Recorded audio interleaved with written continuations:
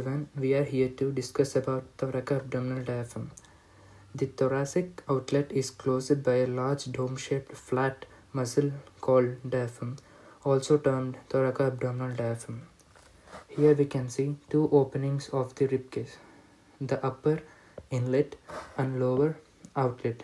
Thoracic outlet is closed by a large dome-shaped flat muscle that is known as diaphragm, as we see here. The diaphragm is the principal muscle of the respiration. It is dome-shaped and consists of peripheral muscular part and central fibrous part called central tendon.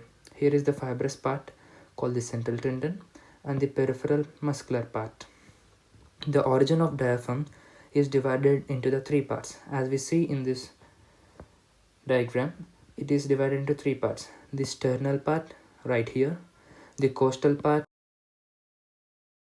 and as well as vertebral part posteriorly. Let's learn about each origin separately. Sternal part. It consists of two fleshy slips which arise from posterior surface of the xiphoid process. Here is the xiphoid process, and just beneath it we have the two fleshy slips from which the sternal part originates. Costal part. On each side it consists of 6 fleshy slips which arise from inner surface of lower 6 ribs near their costal cartilages. The lower 6 ribs nothing but 7th rib to the 12th rib.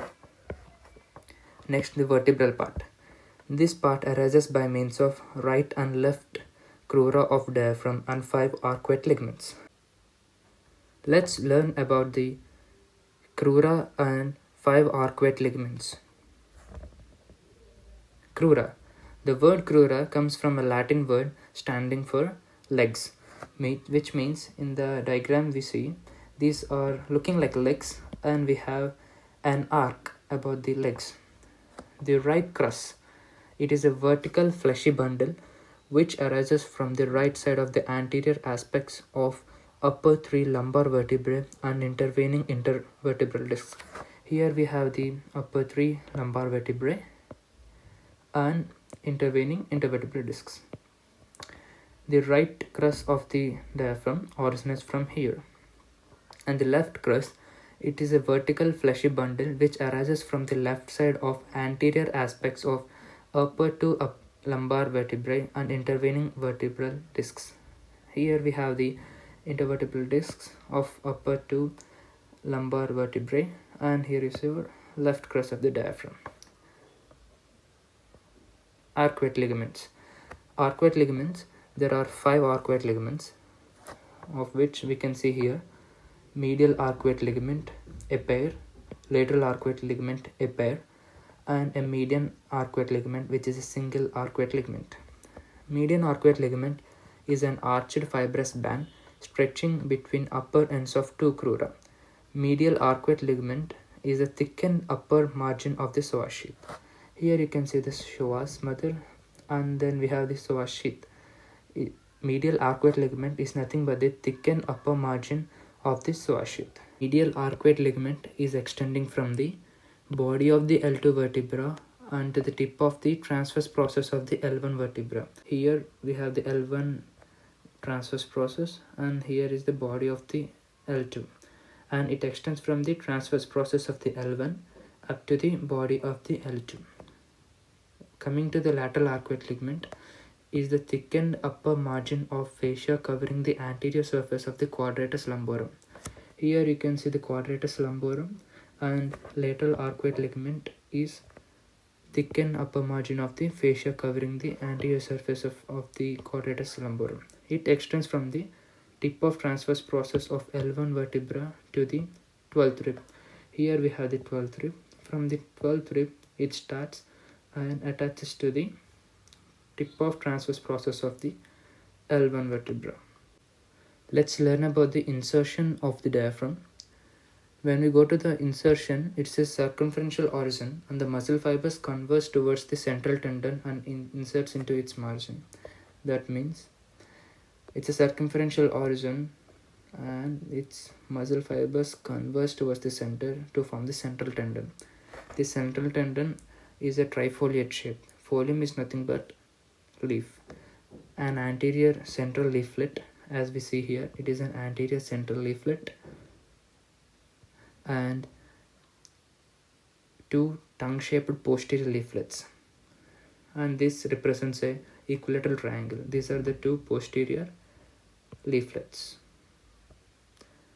The right posterior leaflet is short and stout. This one is a right, it's a short and stout, whereas the left posterior leaflet is thin and long, and this one is a thin and as well as long. It is inseparably fused with the fibrous pericardium, and it is located near to the sternum than to the vertebral column. As we see in this picture, this central tendon is more towards the sternum than the vertebral column, and it's inseparably fused with the fibrous pericardium. Coming to the surfaces of the diaphragm, the superior surface of the diaphragm projects on either side as a dome or cupola into the thoracic cavity.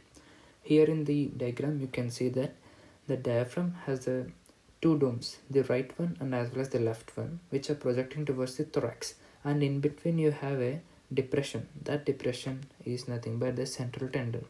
Superior surface is covered by the endothoracic fascia and is related to the bases of the right and left pleura on the sides, and to the fibrous pericardium in the middle.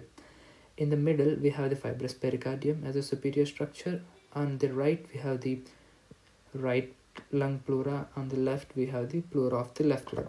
The inferior surface of diaphragm is lined by the diaphragmatic fascia and the parietal peritoneum. On the right side it is related to the right lobe of the liver and the right kidney, right suprarenal gland.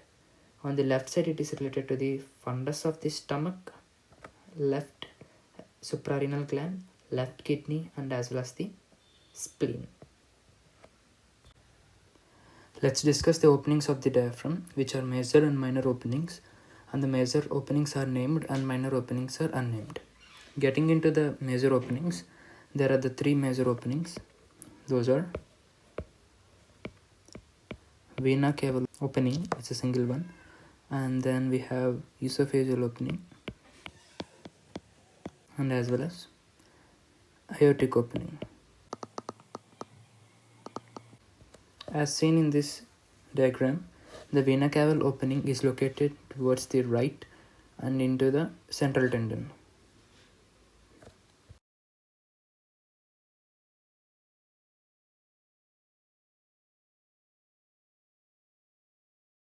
The shape is quadrangular as seen. Vertebral level is T8. Esophageal opening, it is located towards the left to midline, and the peculiarity is that the right crus of the diaphragm splits into two parts and surrounds the esophageal opening as a pinchcock, and the shape of the esophageal opening is oval or elliptical and corresponds to the T10. Aortic opening, it is round in shape and its midline structure and corresponds to the T12 vertebra. Coming to the structures passing through these major openings, first one is vena cava opening. Structures passing through this and as well as right phrenic nerve.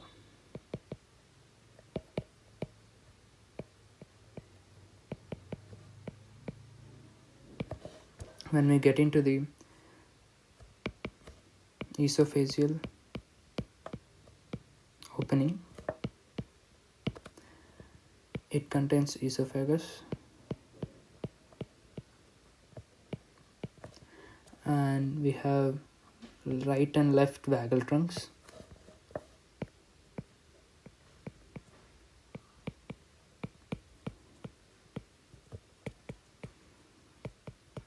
and as well as esophageal branch of left gastric artery.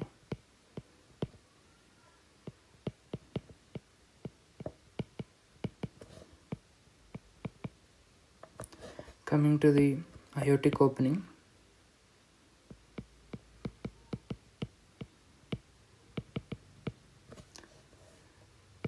it contains three main structures as we see in this diagram: azygous vein, thoracic duct, and aorta from right to the left. Azygous vein, thoracic duct, and aorta.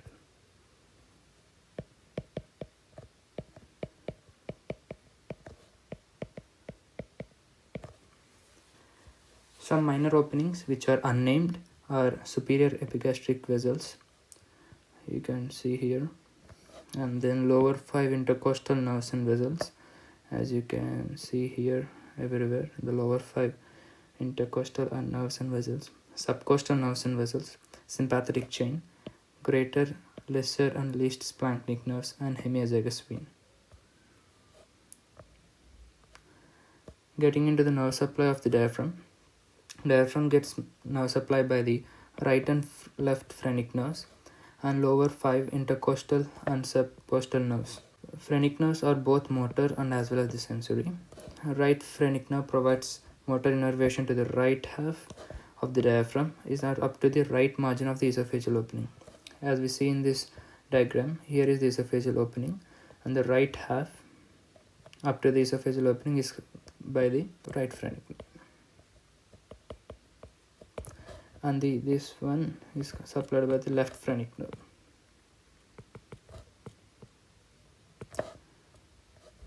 Left phrenic nerve provides motor innervation to the left half of the diaphragm up to the left margin of the esophageal opening. Coming to the phrenic nerves, provides sensory innervation to the central tendon of the diaphragm, pleura and peritoneum and related to it. Intercostal nerves supply peripheral parts of the diaphragm. Peripheries are supplied by the intercostal nerves. Coming to the arterial supply of the diaphragm, it is by the superior phrenic arteries from the thoracic aorta.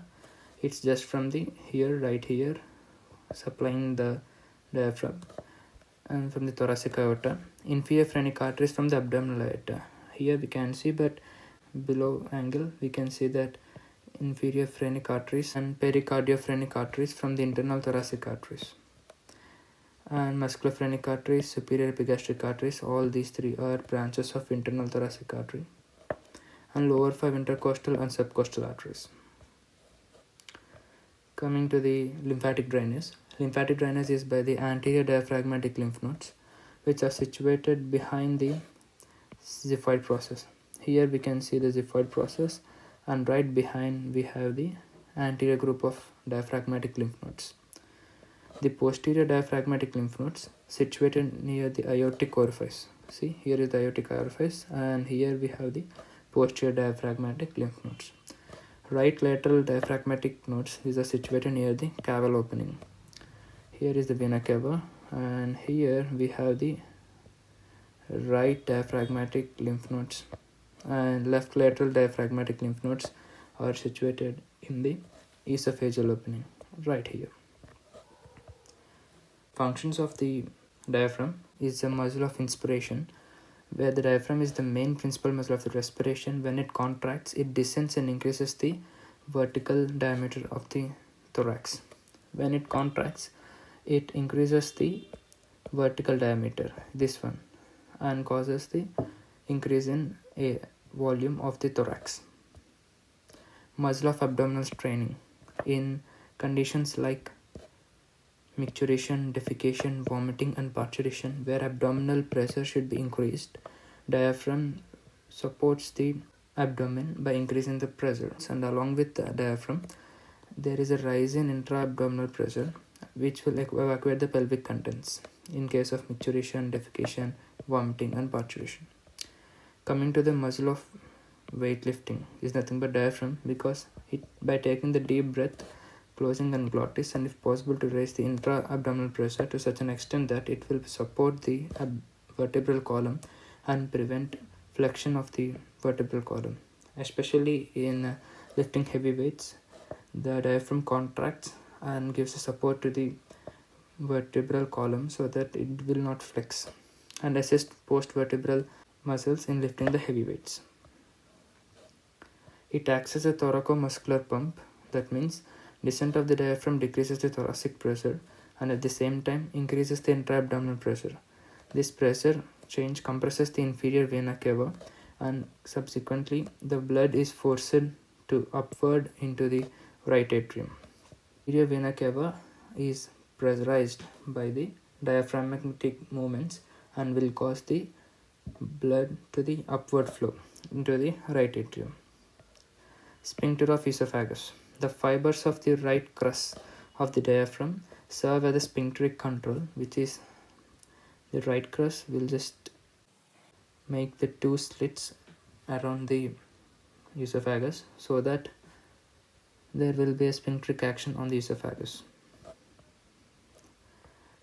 Coming to the development of the esophagus is developed from the four structures: septum transversum ventrally, pleuroperitoneal membranes at the sides, dorsal mesentery of the esophagus dorsally, and body wall peripherally. Here in this diagram we can see from the ventrally it is from the septum transversum, and on the sides in the pleuroperitoneal membranes, and the dorsal mesentery of esophagus dorsally, and the body wall peripherally.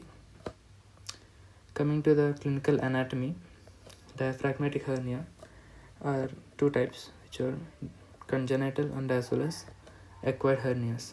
The most common congenital hernia is posterolateral hernia, and other types are retrosternal hernia, paraesophageal hernia, and acquired hernias are traumatic hernias and hiatal sliding hernia. Coming to the posterolateral hernia, here there is a herniation of abdominal contents into the thoracic cavity, which compresses the lung and the heart. As we see in this diagram, the contents of the abdomen are getting into the thorax and compressing the heart and organs of the thorax. This posterolateral hernia is due to a defect called foramen of Bochdalek. And getting into the retrosternal hernia, it occurs due to the gap between the xiphisternum and the diaphragm, and this space is called space of Larry or foramen of Morgagni.